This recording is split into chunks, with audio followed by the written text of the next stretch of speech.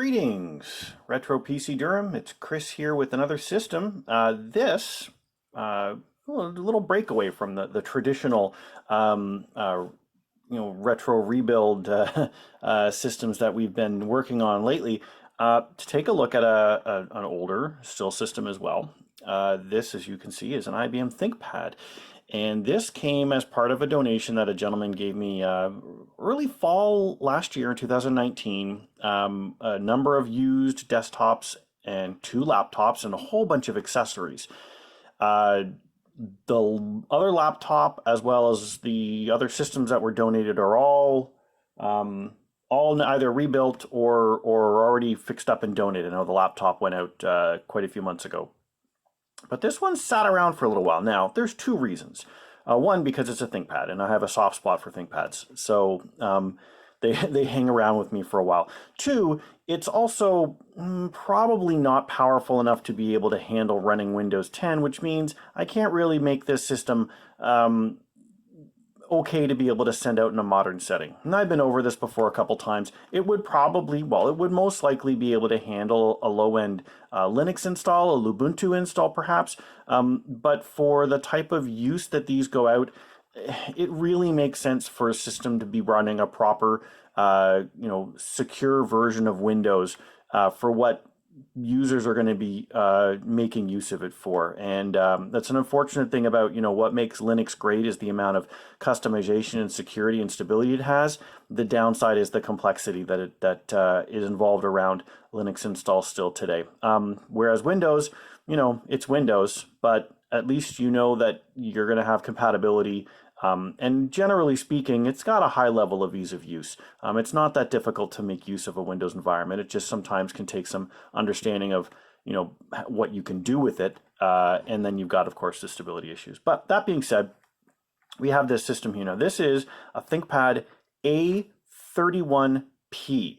This is, at the time, right, which is 2003, 2002-ish, this was the most powerful laptop that IBM made, and I believe this is the last workstation, like power class system that they made before Lenovo bought the PC business from them and then, made changes to it. And Lenovo's gone on to make dedicated workstation class systems, the W series and now the P series.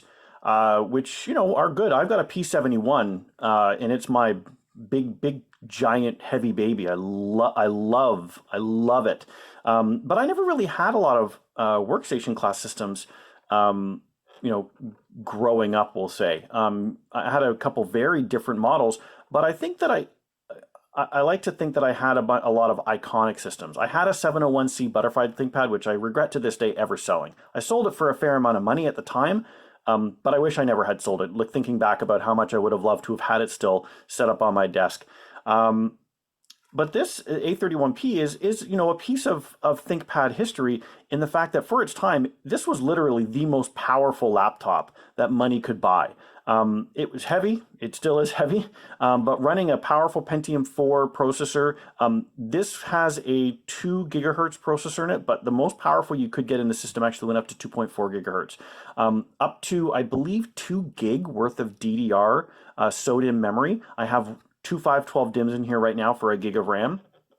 And then storage and some other pretty cool stuff. So we take a look at the top here. You'll see here, this is not from the executive series of ThinkPads, so it's got a standard hard plastic surface as opposed to the carbon fiber surface that at this point in time you would have probably only seen on the T series ThinkPads. Top view here, we'll take a look and see from the side, we'll take a look. So the first thing you'll notice here is lots of venting here, so lots of airflow venting coming out of the fins for the CPU, a little bit of extra venting coming from underneath this Ultra Bay connector. And what this Ultra Bay allowed you to do is, I'm going to flip this little switch here, and it's going to give a little guard that's going to come out. I can pull that, and I can actually remove the drive that came in here. And this was on the IDE bus. right? So you couldn't actually remove these while Windows was running. You had to put the system into standby, and then you could remove a device and replace it, and then come out of standby, and Windows would receive the updated component. In this case here, you've got a combo DVD CDRW, and there's room to be able to put other things here. So there was multiple optical drives that could fit into this, as well as I believe a floppy drive. There may have been, I can't remember if there may have been, there was definitely. There was a second, an additional disk drive, so you could actually have like a little tray that here, instead of an optical drive, this would be open, and you could put a 2.5-inch IDE drive in and install that for additional storage. And there may have been some additional components, like accessories, like a numeric keypad that could flop out. There was a WorkPad connector bay, and WorkPad was the Palm Pilot that was like rebranded by IBM. It was the exact same product, but it had a black case instead of the gray case. So a lot of cool stuff you could do with these. And you've got your audio ports here. We'll switch to the back, and we've got a full array of connectivity. Parallel, VGA out, Ethernet and modem integrated, keyboard and mouse, sorry, no, not keyboard and mouse ports, I'm wrong. S-video input and output, which was kind of interesting on this system, that you had the ability to do not only output, but also an S-video input. And then a serial port, USB 1.0, and your old style ThinkPad power jack. The barrel jack got bigger when they went to the Lenovo design I don't know why, but anyways, it did. So then we come around to this side and you'll see, whoa, what's going on here? There's actually a second Ultra Bay, and this is what really made this system super interesting. The fact that it had not one, but two of these modular expansion ports. So here's a DVD multi-burner on this side. This clip is broken inside where the spring is not pulling back again, so I got to kind of flip it back over again. But you had the ability to do that double option. Then here we've got two PCMCIA card slots and an IEEE 1394 Firewire. One thing I will note as well on this one is the clip here to screw in the hard disk drive. Let me flip this around the right way. Where it screws in here, the plastic clip part here, you can see the plastic is broken. So the hard drive won't actually stay in place. But you see how they did the design here where they kind of clipped it on the screws? So it was easy to remove and add your disk drive. From a serviceability perspective, you just could, easily pull it out after unscrewing. Now, the unfortunate thing is you can easily pull it out anytime without this here. So I will have to figure out a way to fix it, maybe with some tape or something to keep it down. Or if I can mock up maybe a small piece of plastic, I can Gorilla Glue around this and create a new bezel, a new ring to be able to secure. Also on the bottom of the system, you'll see here, it does have a docking connector port. So docking stations are always been a big thing for laptops. And ThinkPad for a long time has always, played with either having mechanical docking or moving to kind of newer docking. A lot of systems now are moving to like Thunderbolt 3, USB 3 Thunderbolt docks, but most systems still have some kind of docking station. My P71, again, I have a docking station for it, mechanical docking to be able to plug into it. On the front of the system here, nothing really going on, but we will take a look at the clips that we used to have on ThinkPads to be able to keep the system locked. Both of the clip teeth are broken, so this one is more like a modern ThinkPad that doesn't have that capability, but you can see it kind of sits a little bit open. And you've got the two speakers sitting on the front here for your stereo sound, which is not terrible. On the top here of the lid, and I'll show it to you now because you won't be able to see it once the system's opened up. I'll remove this plastic stopper here, and you can see this connector here. This was actually a modular connector to be able to put devices on the top of the system. The primary one that people would have bought for this was actually a webcam that would install on the top here, screw into place, and activate on the, I believe, the USB bus.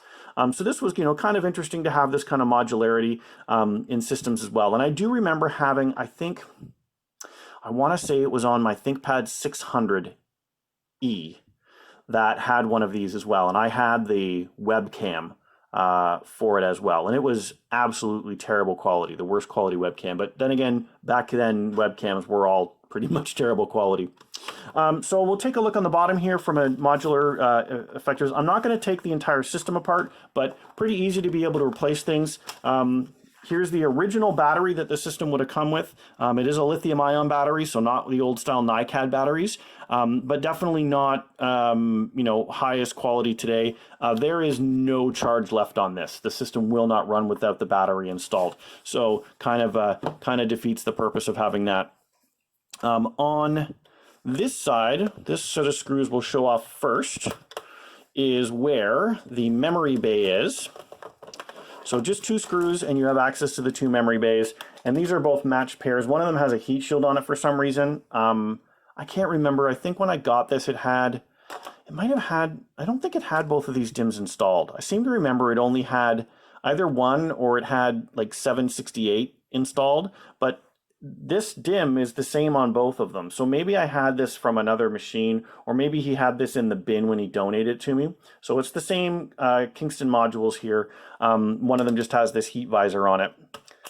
And you got to go in these plastic clips. One thing I did notice about the design of these is these plastic clips you have to make sure that you've caught it and you've got it snapped in all the way, because they'll pop up if you haven't snapped it in all the way, and then when you boot the machine, you either get a whole bunch of terrible errors because the memory is only partially installed, or it won't recognize the memory at all, and you got to get angry at yourself for forgetting to do that again.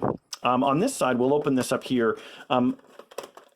Taking a look at a little piece of history here about connectivity. So you'll see these giant, for laptop perspective, these giant connectors, all of these add-on cards. So these are all the communications cards as well as the CMOS battery. I replaced this battery in the system with another one I had spare because the one that was in here was dead.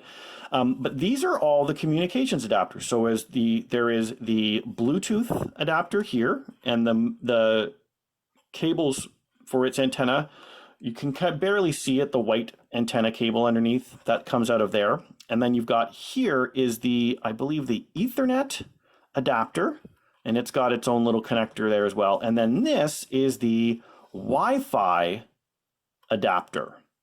So you can see the aux and main antennas coming here. Look at the size of this, right? And these are all, this looks like it's got a custom DIMM slot. I'll pop this off. You can see here how it connects up. This is like the size of a SODIMM slot that it connects into. So these ones here, they don't plug directly into this board the way they are. They screw down here, but then they've got their own connectors underneath that are communicating. So they're wired in and done separately. So, non-standard. This is before, obviously this is a pre, SATA based system. So MSATA doesn't exist on this system to be able to do connectivity. That will be coming in, a generation or two away when that starts coming into play in systems, and you can start seeing some more of the standardization. All right, and now we'll take a look and flip the system open, and you'll be able to see what's going on the side here. So keyboard wise, may or may not look familiar to you. So the precursor to the most beloved 7-row keyboard was on here. You'll notice something missing here, right? There is no Windows key on this. And also one of the things that they did with this keyboard, with this system, is because the system was so wide, they put these additional keys. And the A31p, if I remember correctly, is the only ThinkPad that they had this particular installation of buttons, right? There's been lots of ThinkVantage buttons, right? You can see the ThinkVantage buttons up here with the volume control and the ThinkPad button, right? This has been around for generations and generations of ThinkPads, both from IBM and Lenovo. But this particular piece here is unique, I believe, only to this system. It didn't exist on any other one that they put out, which is kind of interesting, right? That they decided to put that in instead of just centering this or perhaps, I don't know, shrinking it down, putting a numeric keypad in. This is what they decided to put in, and they're not anything special. If you're browsing the internet and you need a home button on your keyboard, I guess that's cool.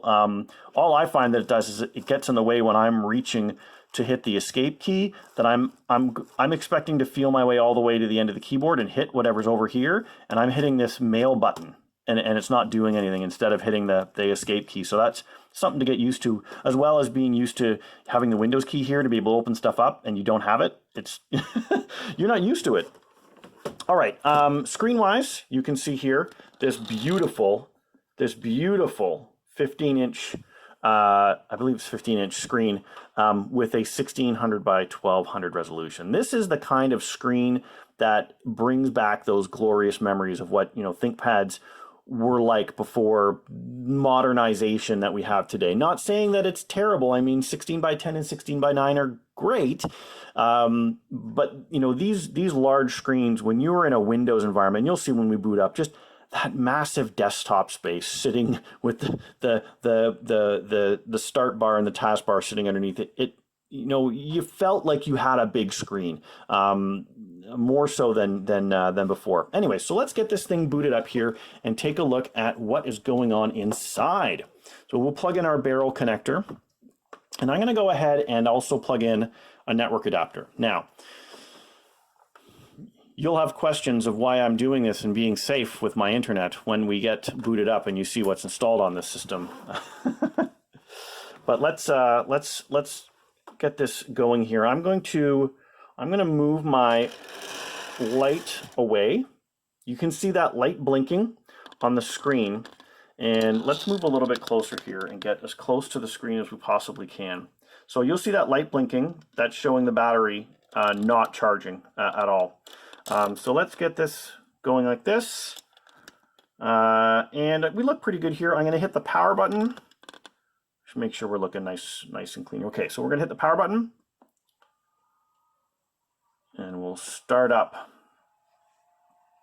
See that IBM ThinkPad notice. And yes, we are launching Windows XP. Now, this Windows XP is actually the install that came with it. This guy had kept his recovery CDs. So I've actually got Disk 1 and Disk 2 of the recovery CD program for the A31. The other piece that he gave me was this tray. So I'm pretty sure what would have happened is the A31p would have originally come with one of those two optical drives, and then this shell in the second tray, and then he bought that for use afterwards.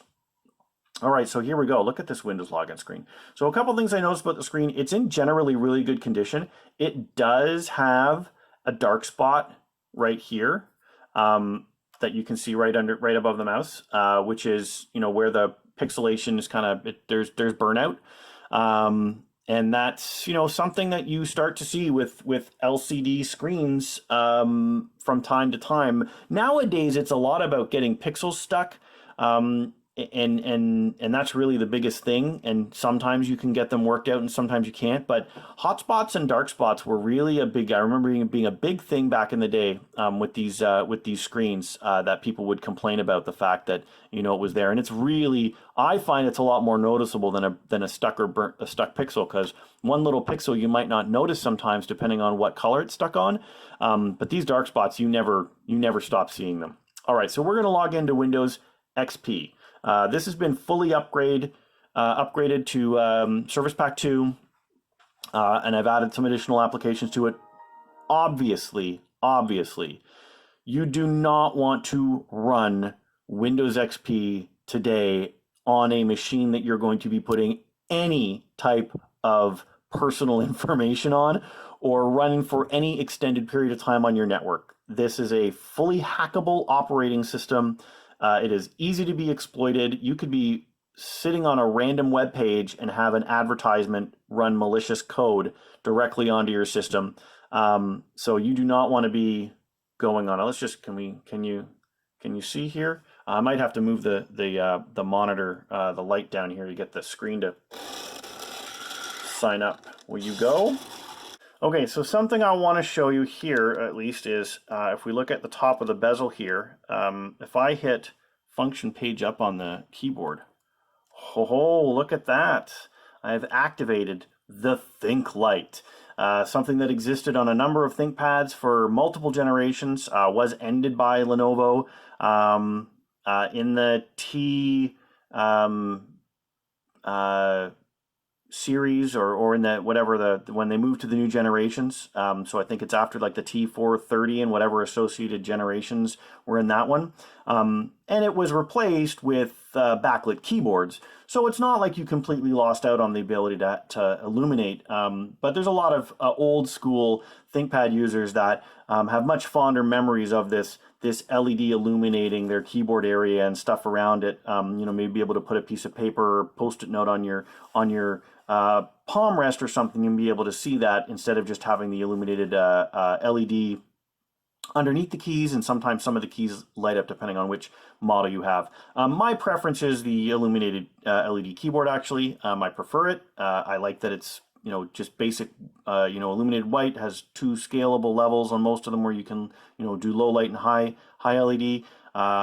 But the Thinklight's great, and I know for a lot of enthusiasts, if you get something like a T420 or T430, you can have both the illuminated keyboard, I think, on both of those models if you retro and change some parts around, and then you can still have the Thinklights. You can have double the light capability. So again, we'll try to keep this the focus here may or may not want to work with this for some reason on my system, the camera here, but we'll keep going here. So again, we're running Windows XP. You don't want to use Windows XP out on the interwebs, but I just wanted to show here, how dangerous it could be. You can see from a performance perspective how terrible this system is going to run at doing any type of multimedia capability. So we're gonna launch Firefox here on our single core processor, and hopefully the focus will come back when we do. But you can see this beautifully large screen is great. Avast antivirus wants to install add-ons. No, we're not going to do that. I only have Avast installed because I know that I can update the virus definitions on it. It's a memory hog. It's one of the worst antivirus programs I've ever used. Some opinions may differ on that. I've always hated it. Back in the XP days, and I guess Windows, maybe even up to Windows 7. I don't know. I didn't spend much time on Windows 7. I went from Windows XP right to Windows 10, I think. But I used AVG. I know it wasn't much better, but I found that it was less intrusive and bothersome back then. Obviously not today, since it's I think been proven to be like a data privacy issue app. But we can take a look at how you can see just how slow YouTube is trying to load up, and we'll pop into the trailer here. And I believe we'll try to run this at 144p, and it will still not be able to handle it. Part of that, of course, may be because of all the other stuff that's going on the screen here. The fact that it's trying to load up all of this additional content on top of the streaming playback might be an issue. So we'll maybe do this. Can't remember here. If I pause here, can I do a pop out? No, can't really do a pop out anymore, can you? Let's see. Does YouTube let you watch a video without giving you a whole bunch of advertisements of everything else they want you to watch too? I haven't checked for quite so long. Maybe I'm missing it. You can tell me in the comments if I've forgotten how to do this, how to do a pop-up. But we're 144p, and you can see how terrible. Like the playback is still stuttery. Oh, it's so bad. It's so bad. I can't watch anymore. All right. I just wanted to show you that part of using an older system like this, you're going to run into these problems where the system's it's not made to handle this type of stuff.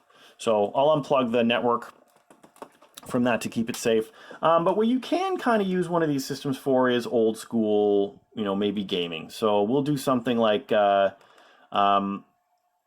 necessarily needing the highest amount of graphics. Oh, anyway, I got to do, this is going to fail in its boot because I don't have my CD set up here.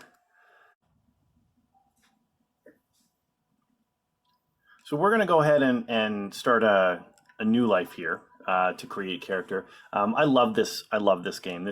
I played Baldurs Gate, Baldurs Gate 2, Icewind Dale 2, and this game to absolute death. And they were just such great fun games to play. So we're gonna, we'll make a quick character here and see what we can put together here as far as skills go. Make you not completely stupid, but you're pretty smart, charismatic, and strong. If I remember correctly, those are the 3 most important skills in the game. And here we go. We'll get the starting screen. Lots of this game had like these, cutscenes built into the game, which, you may is kind of commonplace now. We'll just go through here, and you can see the movement. It's pretty smooth. Not super duper super smooth, but pretty smooth. And a fun game, and you can hear the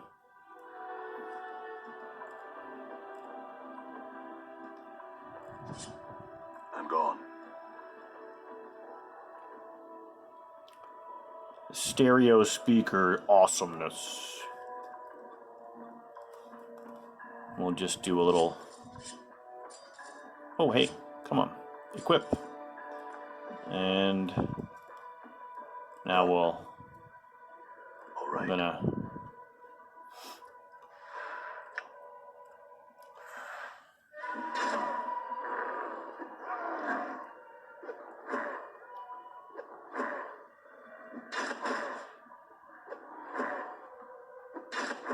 oh, come on, Nameless One, you can do it. It's just a zombie.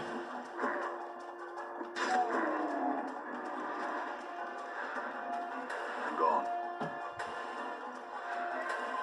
Great music. All right, so that's that game. And go to the Abyss.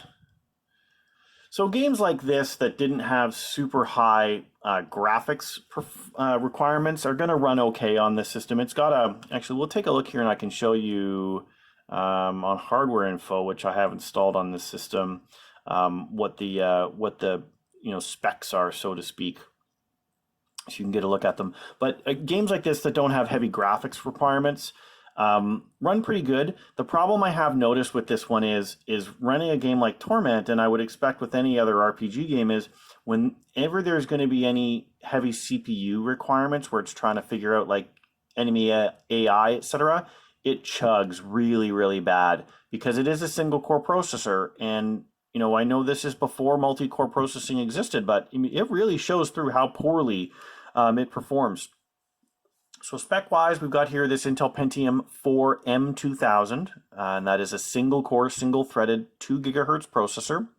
We've got a 40 gig Fujitsu hard drive. That's an IDE drive, of course. The memory is a pair of 512 modules. They don't show up. You'll see it doesn't show up in the drop-down menu here, but it does show it's got a gig of memory. And then this ATI Mobility FireGL 7800 with 64 meg of RAM. Now, this card at the time for a mobile system was huge. If you were a professional engineer and you were doing CAD back in 2002, 2003, this was amazing for you to have this level of video performance in a mobile system. Now, again, this thing weighs like almost 10 pounds.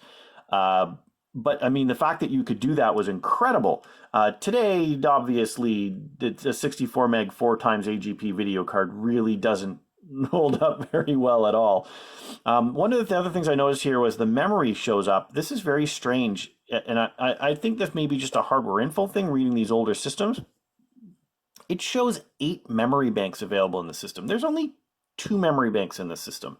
And then it also shows for the two 512 meg, the 512 DIMMs that are in here, it shows 4 memory pieces. And I think maybe it's just the way this system board was set up and how it reads things. It's looking at DDR. I think these must be DDR. They aren't DDR2 even. These shows these DDR maybe as 2 separate memory modules. So it's like putting single SD RAM instead of double RAM and showing them split or something. I don't know. It's very strange. Anyways, it shows at least all the memory that's on here. And then just taking a look at sensor data here, there's not a heck of a lot of sensor data, but the system board does show a bunch of board temps. It doesn't specify where each of them are, but everything kind of runs relatively cool. I assume that when we're getting into these 44s and 40s, that's in and around the processor and maybe the graphics and the GPU. These are all been cleaned and repasted, so I think that that's okay performance for a near top-end Pentium 4 mobile processor, and at the time, you know, a discrete GPU inside of a workstation with that much memory probably ran pretty warm. The hard drive itself is only running around 32 degrees, and that's off to the side, obviously. So I think it's, you know, it's pretty good, pretty good. All right, so let's take a look at some additional stuff here. We'll show off. I downloaded a game that I actually never played, which was Max Payne. So we'll run this on 1600 by 1200 at 32. One of the things with running Torment is it's fixed resolution. So I think it's running at like 640 by 480 or 800 by 600. And I without installing mods, you can't change the resolution. So we'll show Max Payne here at 1600 by 1200, the graphics capability. I will resume game. I think we're just at the start in the subway, and we'll see if I die. I'll probably die because I've never played this game before, and my FPS skills are not the greatest. All right, so here we are. Here we are, Max Payne. We'll turn up, if you can turn the volume up a little bit. All right. The gate was locked. Alex wouldn't have set up a meeting in a closed station. Something was off. All right. So we will get the flashback here. Death was in the air at Roscoe Street. I'd have to find Alex fast. Now, I think if I remember correctly, Max Payne came up in like 99, 2000. So this is only a 2 or 3 year old game playing on here. And it's pretty good. Whoa, hey, don't shoot me.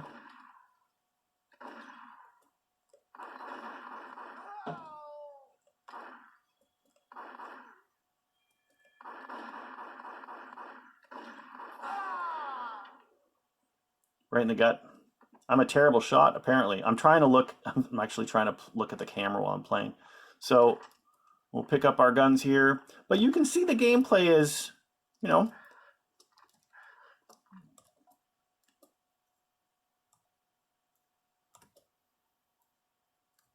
it's pretty good.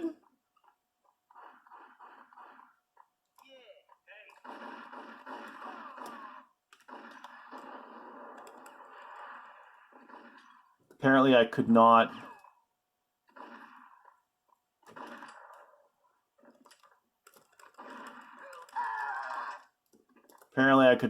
figure out what I was doing there.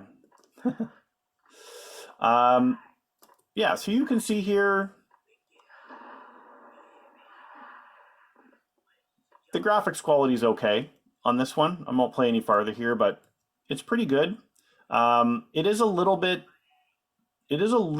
slow in terms of the responsiveness. When I like hit escape to try and get the menu up here, it takes a little bit of time, but So you could definitely play a game like this, and I downloaded Max Payne 2. I'm not going to put it up on the demo here, but it's very similar in terms of graphics quality and performance. So you could play, if you had these games, you could play it very easily. And then something else you might want to try is if you want to go a little bit old school, is downloading something like LZ Doom or Z Doom, and I don't know why Max Payne's coming up here.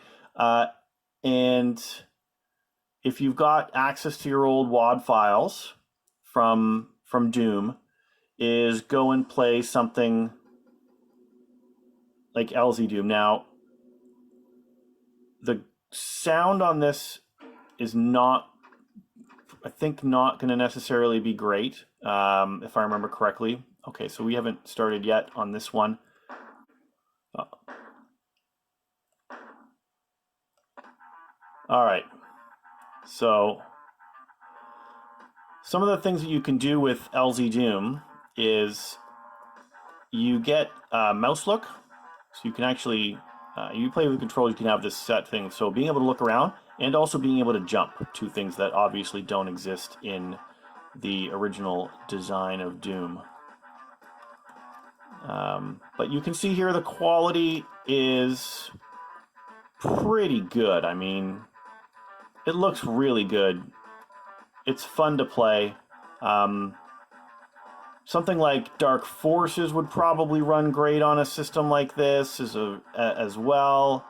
So definitely something you want to try out, and a fun experience, to be sure. I'll just... Oh no, I blew up. Oh no. Don't die, Doom guy. Wow. So good stuff here, to be able to play on this system. Your mileage may vary, but I think this is an interesting setup. You know, this fun old machine with lots of capability, lots of power. You know, I might keep this around like as a collector's item. One thing I am going to try to do though, is because I have like the reinstall discs and I can go back if I need to, is I'm going to try installing Windows 7 on this system and see how it handles itself. With a single core processor, it may be okay. A gig of memory I think is fine running 32-bit Windows 7. And then if that goes well, we may try a Windows 10 install, which I know is going to be horrible because Windows 10 32-bit on a single core processor with a gig of RAM is like Payne. It's Payne. So we may make a video about Payne. We watched Max Payne, now we'll have ThinkPad running Windows 10 Payne. So I hope you enjoyed this. If it brings back some nostalgia, hey, if you had a ThinkPad A31p, tell me your story about it. I'd love to hear about what you used it for, because I personally never had one of these when I was growing up with ThinkPads, and I'm so glad I've got my hands on it now, because it's been a great experience. Getting to understand what the system was used for and how much power it had underneath its incredibly heavy shell and interior. So please, make sure you leave some comments below about your memories on that one. And thanks for watching. We'll catch you in the next one. Remember to stay safe out there, folks.